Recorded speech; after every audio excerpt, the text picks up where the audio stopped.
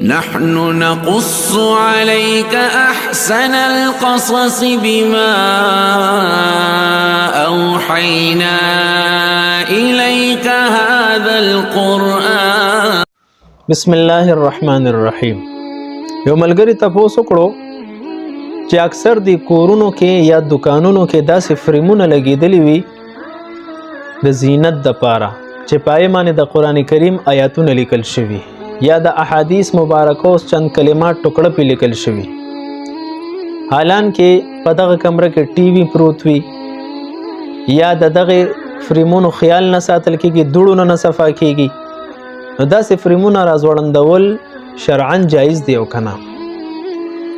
دک شان په دیوالونو باندې یا په دروازو باندې ماشاءالله کلمات لیکل یا هذا من فضل ربي یا بسم الله الرحمن الرحیم یا د دین علاوه قرآنی نور کلمات لیکل شرعاً دا جایز دی اور کنه. په احسن الفتاوی کې ابو حنیفه وقت علامہ رشید احمد گنگوہی رحمه الله فرمای په کم کور کې یا کم کمره کې یا دکان کې ټي وي لګیدلی وي یا کیبل یا تصویران موجود وي د زیروح، نو په اقا ځای کې داسې فریمونه چې پاغې باندې د قرآن کریم آیاتونه یا احادیث مبارکه لیکل شوي او راځوړند وي، دا د قرآن کریم د آیاتونو بې ادبي ده.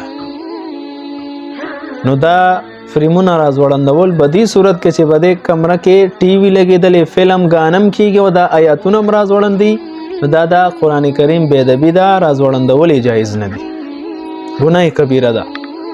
البته کو دا خرافات نه، ټي وي کیبل او د فلم آلات وغیرہ دا نه، او د کشان دغه فریمونو خیال او تعظیم هم کیږي، د دوړو نه هم صفا کول شي، د صفای خیال هم ساتل شي او نور قسم بے ادبی هم نوي، نو بیا داسې فریمونه راځوړندولم جایز دي.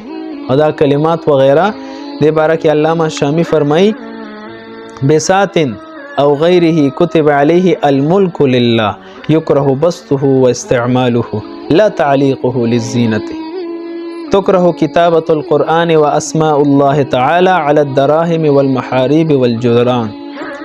په عام دروازو باندې یا په عام دیوالونو باندې بسم الله الرحمن الرحیم لیکل یا هذا من فضل ربی یا نور قسم کلمات لیکل، فقها فرمای دا مکروه تنزیهی کې راځي، یو نامناسب حرکت ته.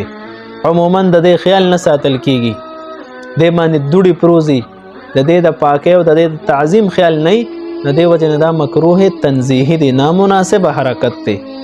البته کو چول کل نو جواز شتا، خو خیال به کوي، دغه تعظیم به کوي، دغه د صفای خیال به ساتي.